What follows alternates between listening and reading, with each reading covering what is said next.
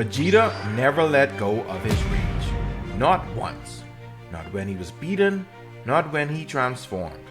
Every person around him told him it was the thing holding him back.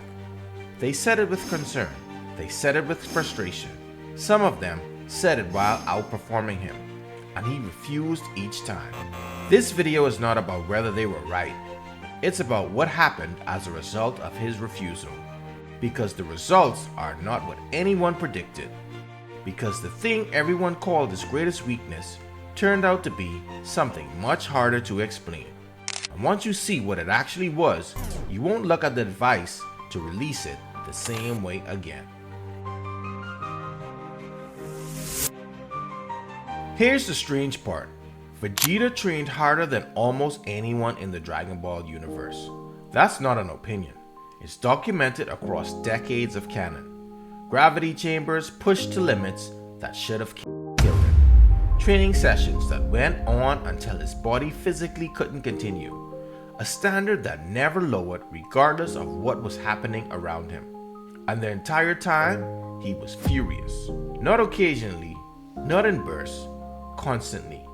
The fury of being second. The fury at a rival who seemed to reach new levels, not through rage, but through something that looked almost like joy. That contrast is the thing nobody fully addresses when they talk about Vegeta. Because if the fury was generally holding him back, if releasing it would have unlocked something better, then the training should have produced more without it. But he never tested that. He kept both things running simultaneously and never separated them. Which makes this question generally difficult. How do you know whether the rage was the problem or the fuel? At some point across the Dragon Ball timeline, every version of that argument found its way to Vegeta. Piccolo, Bulma, the circumstances of each defeat he ever took. The message never changed. The rage is costing you. Release it and the performance improves. The logic behind it makes sense. Negative emotions are expensive. They burn energy. They cloud judgment. They make you reactive when you need to be strategic. The person who operates from calm, controlled focus will outperform the person running on fury because calm is more efficient. For most people, in most situations, it's right. Vegeta didn't care. Not because he hadn't heard it. The message never changed, and he refused it each time it arrived.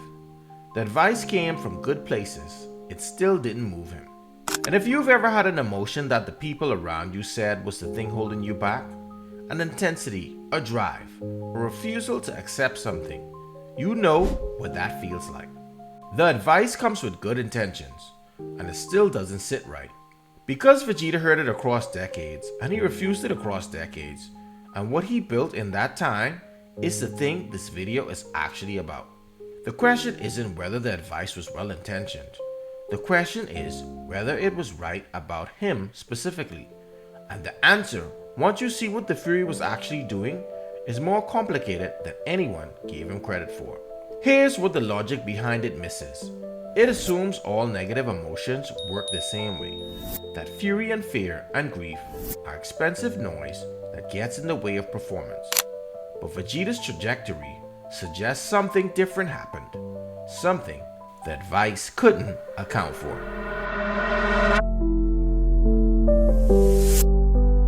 Here's what everyone's measuring Vegeta got wrong. They were tracking the rage as an output. Watching it come out. In the screaming, in the refusal to back down, in the obsession that never seemed to quiet. And concluding, this is what the rage costs him. Look at how much energy it burns. Look at how it clouds his judgment. Look at how Goku keeps moving past him while he's still furious about the last gap. Look at him right here. Watch what everyone around him was watching. The rage is visible. It's loud. It's expensive looking. And if you're measuring what's coming out, if you're tracking the display, the conclusion is obvious. This is the thing holding him back. But that conclusion requires you to ignore what was going on. Because the rage wasn't just an output, it was an input. The fury at being second is what sent him into the gravity chamber at 300 times normal gravity. The refusal to accept Goku's ceiling was higher is what kept him there past every point where a calmer person would have stopped. The obsession, the one everyone called his weakness, is what generated the training volume that produced the results. The training didn't happen despite the rage. The training happened because of it. So the people telling him to release it, to replace it with something steadier, more controlled, were solving the wrong problem. They saw the display and called it the cost. They missed that the display was the engine running underneath everything else. The answer has nothing to do with the emotion itself. It has everything to do with what it's pointed at. And there's a character in Dragon Ball who shows you exactly what the other version looks like. What separates Fury that builds from Fury, that burns everything down, is the thing this video is building toward. And that answer is not what the advice was trying to solve. There's another character in Dragon Ball who was told to embrace his rage. Not ignore it, not manage it, use it. Gohan, son of Goku. The character who, when he finally let the anger out, produced one of the most devastating displays of power in the entire series. The transformation against Cell.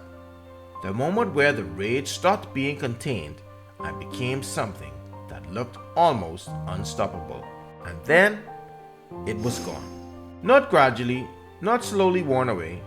After the Cell arc, after the moment where the power matched the Fury, Gohan stepped back from fighting almost entirely. He didn't train. The drive that had powered that transformation didn't transfer into sustained performance. It arrived at its highest point, burned bright, and stopped. Now look at Vegeta across the same timeline. Fury never arrived at a single moment and exhausted itself. It stayed, consistently present across decades. Not as an occasional burst, but as a baseline state he operated from continuously. That's the difference, and it's more specific than it sounds. Think about the last time you felt genuinely driven by something that other people thought you should release. An obsession, a refusal, something that looked from the outside like it was costing you, but from the inside felt like the only thing keeping the standard where it needed to be. Gohan had it in bursts. Vegeta had it as an infrastructure. Because here's what the Gohan comparison reveals about Vegeta's specific mechanism. And this is the part the advice completely missed. The rage wasn't useful because it was intense. Panic is intense. Grief is intense. Neither of those reliably produces training volume across 4 decades. The rage was useful because of what it was attached to. It was attached to a standard. A specific named unmovable standard, Goku's level, that Vegeta refused to accept as his ceiling. The Fury wasn't free-floating emotion, looking for somewhere to go. It had a direction, a sustained target, a thing it was measuring itself against at all times. That's what made it an engine rather than just noise. Gohan's rage had intensity without a continuous target. It peaked at the Cell arc because the target was right in front of him. When Cell was gone, the Fury had nowhere to go and it dissipated. Vegeta's target never disappeared. Goku kept getting stronger, which meant the standard kept rising. But here's the thing most people argue to use Vegeta's rage was still his limitation. He lost. A lot. More than almost any major character in the series. And each loss came with the Fury fully intact. Visible, undisguised, expensive looking. If the rage was the engine, shouldn't it have produced more wins? That question has an answer. And it's the last thing this video is going to say. Here's the answer to the losses. Vegeta lost because the target kept moving. Goku kept getting stronger, which meant the standard kept rising. He wasn't losing because the engine was broken. He was losing because the engine was pointed at a target that never stopped. Here's the thing about that. A target that never stops is the only kind that produces the level of growth Vegeta produced. If Goku had stopped getting stronger, if the ceiling had fixed itself at a reachable point, Vegeta would have reached it. The Fury would have had nowhere to go, and the engine would have run out of fuel. The losses weren't the cost of the rage. The losses were what kept the rage alive. Look at this. Look at what's happening at the moment each transformation arrives. It's not calm. It's not controlled focus. It's not the serene state that Vice was pointing toward. Watch his face right here. The Fury is at its peak. In the moment the ceiling breaks, the emotion everyone said was holding him back is what produced the result. The people measuring his rage as a cost weren't wrong about what they were seeing. They were wrong about what it meant. The Fury at being second, the refusal that everyone called his flaw, was the specific mechanism that kept the standard from ever settling. That kept him in the gravity chamber past every point where stopping would have been rational. That generated, across 4 decades of canon, the training volume that produced a Saiyan who went from a villain with a power level of 18,000 to one of the strongest fighters in the universe. He didn't get there despite the rage, he got there through it. And here's what that means for the emotion you've been told to release. The drive that looks expensive from the outside, the refusal that the people around you have called your limitation, the standard you won't lower that everyone says is making your life harder than it needs to be. It might not be the thing holding you back. It might be the thing that's building you. Vegeta never let go of his rage, and everything he became, he built with it. If any of this hits close to home, if you recognize something in the way Vegeta moves, there's a reason for that. You have an archetype, a specific pattern in the way you use what drives you. And that archetype tells you more about what's actually powering your standard than anything else. Take the quiz, the link's in the description, 2 minutes, and it tells you exactly which archetype you are. The rage everyone told him to release was the architecture of everything he became.